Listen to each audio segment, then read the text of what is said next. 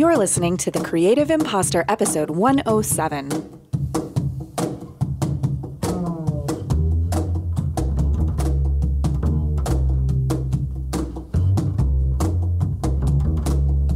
Welcome to The Creative Imposter. I'm Andrea Klender, and if you are someone who happens to listen to both of my shows, meaning this one and Podcast Envy, first of all, thank you. You are a rare and amazing creature. I appreciate that you want to spend so much time listening to my voice. That said, if you are one of those people and you're listening to The Creative Imposter before Podcast Envy this particular week, just know that my message is basically the same on both episodes. I'm recording this the week following the murder of George Floyd by a Minneapolis police officer that was filmed on camera and then broadcast around the country and indeed around the world, that has brought so much to the surface in terms of our conversations about racism, systemic oppression, police brutality. And I was just interviewing another podcaster today, Candice Wu from the Embody podcast. We had scheduled it before any of this had happened. And I asked her what she felt her responsibility as a podcaster and a content creator was during a time like this. And she said that she thinks of it not as responsibility in terms of an obligation, but more in responsibility, having the ability to respond, and thinking of what do the people who listen to me want to hear from me right now? And do they even want to hear from me right now? And what is an aligned way to be responsive to the times? And so it has taken me a minute to figure out what that is for me and for you here listening to the show.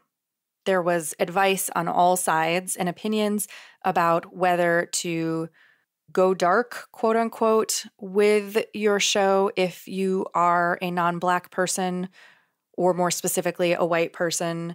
There was advice to use your platform to speak up and to elevate the voices of people of color, and more specifically, Black people.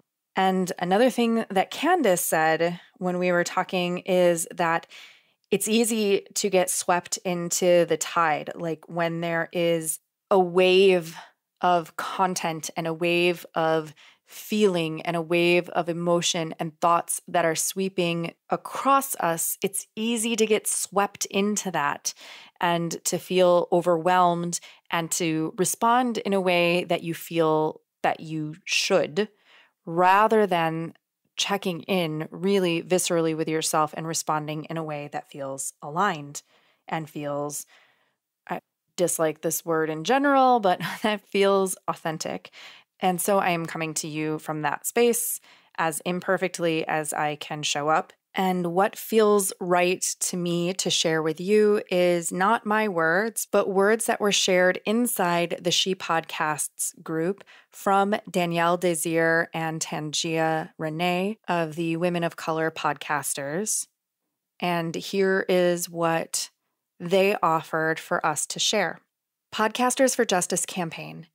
Collectively, we have built engaged audiences that listen to our voices regularly, and with coordinated effort, we can combine our voices to take a strong stance against racism and police brutality. We serve many audiences, but we can speak with one voice that does not mince words and demands justice.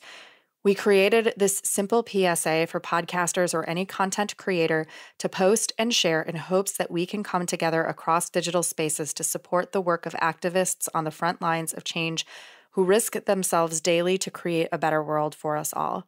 Please join us in using your voice to take a stand and encourage action at this critical time by issuing the following statement on your podcast or other digital platforms. We are podcasters, bloggers, YouTubers, influencers, etc., united to condemn the tragic murders of George Floyd and Breonna Taylor and many, many others at the hands of police. This is a continuation of the systemic racism pervasive in our country since its inception, and we are committed to standing against racism in all its forms. We believe that to be silent is to be complicit. We believe that Black lives matter. We believe that Black lives are more important than property. We believe that we have a responsibility to use our platforms to speak out against this injustice whenever and wherever we are witness to it.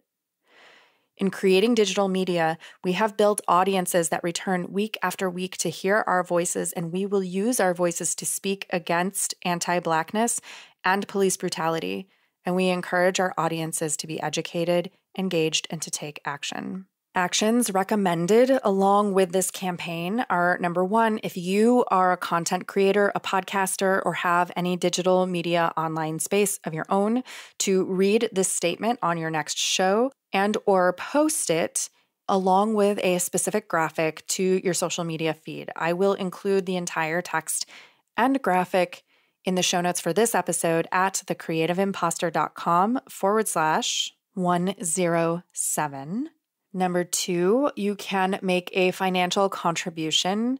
They suggest the following organizations: George Floyd Memorial Fund, Minnesota Freedom Fund, Black Visions Collective, Campaign Zero, Black Lives Matter, Minneapolis NAACP branch.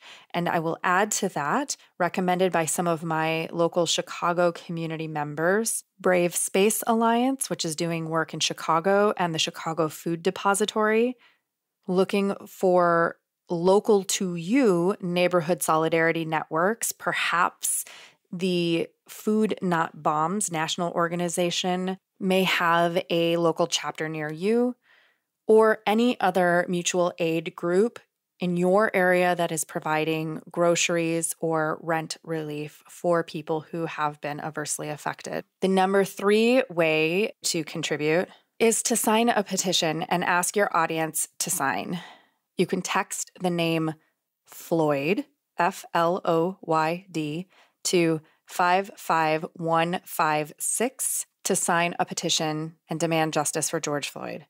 Again, that's text the word Floyd to 55156 or sign up at colorofchange.org. Another thing that I think is important for us as creatives to do is to listen at this time, and more specifically, to listen to the words and the voices of people who may not look and sound and think and experience the world in the same or similar ways that we do.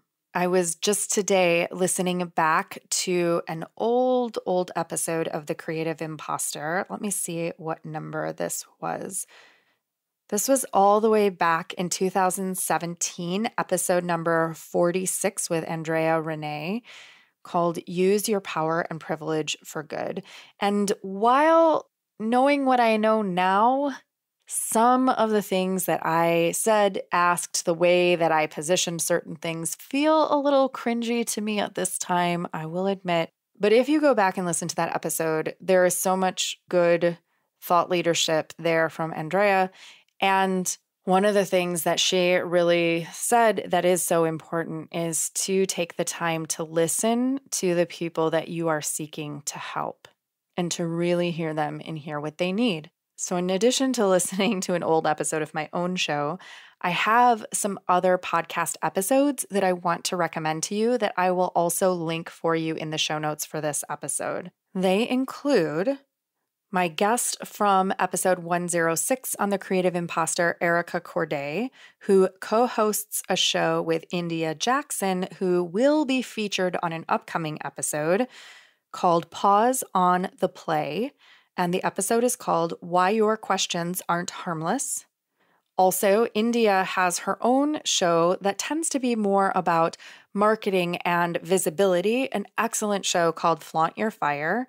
And she released a solo episode this week called Attract and Repel, Your Responsibility as an Anti-Racist Brand. And it takes what I feel is a very strong stand that challenged me and helped me to position how I wanted to be responsive in this time. kicking it with Doree. Doree is someone who had me on her show ages ago when I was a brand new baby podcaster. And Doree included an episode called Examine Yourself, which gives you some tools that you can use for something called thought work, which helps to identify your own prejudices, your own thoughts, your own feelings, and how those influence the choices that you make. Really good, useful work for any situation, but especially now. Café con Pam with Pam Covarrubias. Pam is somebody who I met last year at She Podcasts Live and have interviewed for Podcast Envy, though at the time of this release, it's not available just yet, but it will be soon. Pam had a conversation on her show, episode number 154, called As Non-Black Latinx, How Do You Talk to Your Loved Ones About Race? And though I am not a non-Black Latinx by any stretch of the imagination, I found it really useful to consider the ways that we have this conversation with people of different generations who are close to us, whether they be older or younger. And also on 10% Happier with Dan Harris from ABC News, 2 episodes that they released this week. You Can't Meditate This Away, Race, Rage, and the Responsibilities of Meditators with Sebene Selassie, and An Uncomfortable but Meaningful Conversation About Race with Lama Rod Owens. This is not an exhaustive list of resources for you. I encourage you to do your own homework, to seek out resources online. There's so much. Seek out resources online and in your local community and in your local digital community for how you can do both the internal and external work that we're being called upon as creatives to do. Find some new podcasts to listen to, some new voices to hear, and find the ways that feel aligned for you to take a risk and show up fully as an ally in this time. This episode was mixed by Edwin Ruiz at Mondo Machine. Our theme music is by Jovia Armstrong. I thank you so much for listening. Take care of yourself so that you can better take care of others. And I'll see you next time.